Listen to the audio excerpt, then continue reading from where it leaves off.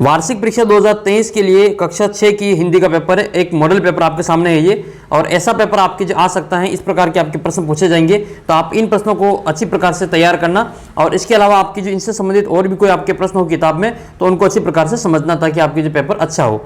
तो ये model paper आपके सामने, इस पेपर को अच्छी प्रकार से समझ लेना, काफ़ी अच्छा पेपर आपके होगा। और बाकी सभी विषय के पेपर भी मैंने डाल दिए हैं इसके ऊपर, तो आप चैनल को सब्सक्राइब करके सभी जो पेपर वो देख लेना, काफ़ी आपके फायदा मिलेगा। और आपके पास में भी आपकी परीक्षा होती है, आपका जो पेपर हो वो मुझे फोटो खींचकर अच्छा अपना नाम लिख के इस नंबर पे भेज देना, और उसको मैं आपको वीडियो बता दूंगा, वीडियो सॉल्यूशन आपको यहाँ में बता दूंगा। और पीडीएफ बाकी सभी की जो आपके ऐप के अंदर मिल जाएगी। कक्षा 6 का जो व्हाट्सअप ग्रुप है उसको ज्वाइन कर लेना। व्हाट्सअप ग्रुप का लिंक भी नीचे डिस्क्रिप्शन बॉक्स में दे रखा है। जैसे पहला प्रश्न आपके ये कि मेहनत करने वालों के आगे किसने शीश झुकाया, तो इसका उत्तर हो जाएगा आपके पर्वत ने। दूसरा प्रश्न है लक्ष्मीबाई की आराध्य देवी कौन थी, तो इसका उत्तर हो जाएगा आपके भवानी। तीसरा प्रश्न है आदमी के जीवन में नियामत हैं, तो इसका उत्तर हो जाएगा आपके, अच्छा इसका उत्तर आप मुझे कमेंट करके बताना कि आदमी के जीवन में नियामत क्या है, हाथ पैर, वाजी, जीभ या फिर दृष्टि। चौथा प्रश्न है यह धरती कितनी पुरानी है, तो करोड़ों वर्ष पुरानी है। गुजरात का प्रसिद्ध दलीय गायन कौन सा है, तो यह है गरबा। गरबा आपको याद कर लेना, डांडिया या फिर गरबा। अगला प्रश्न है कि गांधी जी नौकरों को मानते थे, तो वो भाई के समान मानते थे। असम में शंकु के आकार की जाल को क्या कहते हैं, तो जकाई कहा जाता है। क्या कहते हैं, जकाई कहा जाता है। और भी सभी विषय के मॉडल पेपर आने वाले हैं, तो आप चैनल को सब्सक्राइब कर लेना अभी से। और गणित का मैं बहुत ही आपको अच्छी प्रकार से समझा दूंगा, सारे आपके जो नंबर है वो अच्छे आएंगे। असम के शंकु आकार के जाल को जकाई कहते हैं, और परिमाणवाचक विशेषण है आपके चौथा। ठीक है। और नवा प्रश्न है अनुकूल का विलोम क्या होता है, तो प्रतिकूल हो जाता है। ठीक है, अनुकूल का विलोम क्या हो जाएगा, प्रतिकूल हो जाएगा। अच्छा आप मुझे दिन का विलोम बताना, देखिए दिन का विलोम क्या होता है, कमेंट करके बताना मुझे दिन का विलोम क्या होगा। और एक आपको अच्छा का विलोम बताना है, अच्छा का विलोम क्या होता है। दोनों का विलोम आप मुझे कमेंट करके बताना। मरकट किसका पर्यायवाची है, तो मरकट बंदर का पर्यायवाची है। और आपको कुछ पर्यायवाची और याद करने, जैसे एक तो सूर्य का पर्यायवाची याद करना है, एक आपको पृथ्वी का पर्यायवाची याद करना है। ठीक है, ये दोनों पर्यायवाची आप अच्छी प्रकार से याद कर लेना। फिर अगला प्रश्न है 11वां, आपको रिक्त स्थानों की पूर्ति करनी है। चीता अब उसकी सवारी थी, तो ये दिव्य सवारी थी। यहाँ पे बनना आपको दिव्य, दिव्य सवारी थी। मुझे प्रकृति के जादू का एहसास होता है, यहाँ पे क्या भरेंगे, एहसास भरेंगे। ठीक है, यहाँ पर आएगा आपके एहसास। आदमियों से पहले धरती पर सिर्फ क्या थे, जानवर थे। इसमें आपको जानवर भर देना है। वास्तविक लोकगीत देश के आज भी जो गाँव में गाए जाते हैं। वे रसोई घर में जाकर छीलते थे, क्या छीलते थे, वो सब्जियां छीलते थे। यहाँ पे लिखेंगे हम सब्जियां। फिर आपको ब भाग में कुछ प्रश्नों के उत्तर देने। ठीक है, इसमें आपके 2-2 नंबर के प्रश्न है, किताब के प्रश्न आएंगे आपके। लेखक ने प्रकृति के अक्षर किसे कहा है, तो चट्टान को, नदियों को, वृक्षों को, ठीक है, पहाड़ों को, इन सभी को जो प्रकृति के अक्षर कहा है।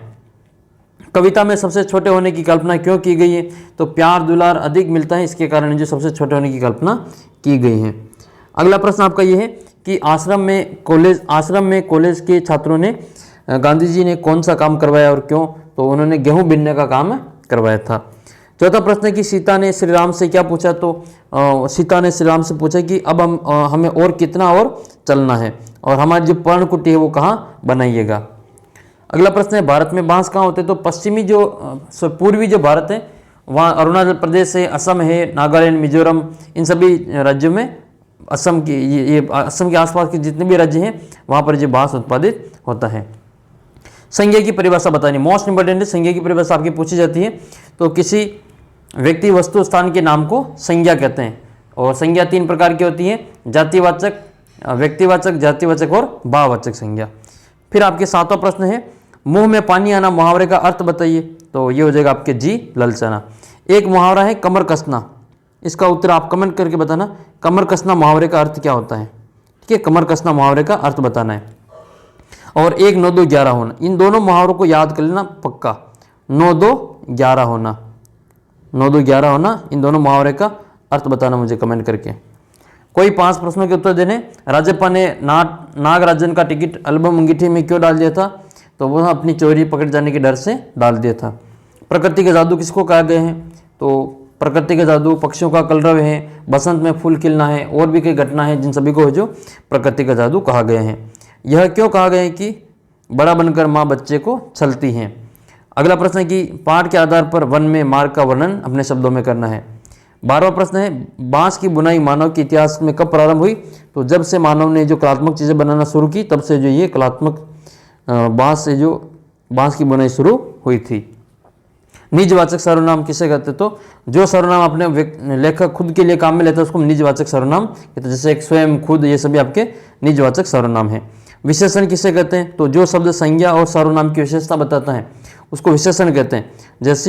जैसे कि वह गाय काली, वह काली गाय, वह काली गाय, तो उस गाय की विशेषता कि वह काली है, तो ये इसकी विशेषता है, तो ये विशेषण हो जाएगा। टिकट एल्बम कहानी से आपको क्या शिक्षा मिलती है आपको लिखनी है इसमें, इसको अच्छी प्रकार से देख लेना। झांसी की रानी कविता के आधार पर रानी लक्ष्मीबाई की विशेषता बतानी है। और 16वां क्वेश्चन है नौकर पाठ से गांधी जी के किन गुणों का पता चलता है? इसके अलावा इसका अथवा वाला है चीज़ बनाने के अलावा बांस का उपयोग किसमें होता है? और एक आपके ये एक गद्यांश आएगा, इस गद्यांश को पढ़ के आपके 5 प्रश्नों के उत्तर लिखने हैं। और फिर आपके 18वें प्रश्न में आएगा एक प्रार्थना पत्र, अपने प्रधानाध्यापक जी को छुट्टी का आपको अवकाश का प्रार्थना पत्र लिखना है या टीसी का, तो दोनों याद कर लेना, एक छुट्टी का भी याद कर लेना, दोनों में से कोई सा भी आ सकता है आपकी परीक्षा में, और एक टीसी का भी याद कर लेना। तो छुट्टी के लिए आप लिखेंगे सेवा में श्रीमान प्रधानाध्यापक महोदय, ठीक है, राजकीय प्राथमिक विद्यालय आपके स्कूल का नाम, ठीक है। और विषय अवकाशान हेतु महोदय सविनय नम्र निवेदन है कि आज मेरे घर पर आवश्यक कार्य है इसलिए मैं विद्यालय नहीं आ सकूंगा, अतः मुझे 2 दिन का अवकाश दिलाने की कृपा करें, आपका आज्ञाकारी शिष्य। और ये आपकी प्रार्थना पत्र तैयार है। टीसी का कैसे लिखेंगे? सेवा में श्रीमान प्रधानाध्यापक महोदय राजकीय माध्यमिक विद्यालय लिखना है। फिर आपको लिखना है कि विषय टीसी प्राप्त करने हेतु महोदय उपरोक्त विषय में निवेदन है कि सविनय नम्र निवेदन है कि मेरे पिताजी का स्थानांतरण जयपुर हो गया है और मैं भी अभी जो जयपुर ही पढ़ूंगा, मेरा परिवार है जो जयपुर जा रहा है तो मैं भी जयपुर ही पढ़ूंगा, अब मैं यहाँ नहीं पढ़ सकता, तो आप मुझे मेरी टीसी दिलाने की कृपा करें और आज्ञाकारी शिष्य लिख देना है और आपकी टीसी की एप्लीकेशन तैयार हो जाएगी। एक निबंध लिखना आपको किसी भी एक त्यौहार के ऊपर या मेरे प्रिय अध्यापक के ऊपर, तो ये आप लिख लेना। और एक कहानी लिखनी है, वानर और मगर वाली या मूर्ख बंदर वाली, तो एक कहानी इन दोनों में से कोई, और भी आपको कहानियाँ जो बता रखी है उन कहानियों की, जैसे भूखी लोमड़ी है, प्यासा कौवा है, इन कहानियों को अच्छी प्रकार से देख लेना। ये एक मॉडल पेपर है, इस पेपर के भरोसे न रहे, इस प्रकार के जो पेपर प्रश्न आपके जो परीक्षा में आ सकते हैं इनको आप अच्छी प्रकार से तैयार करना।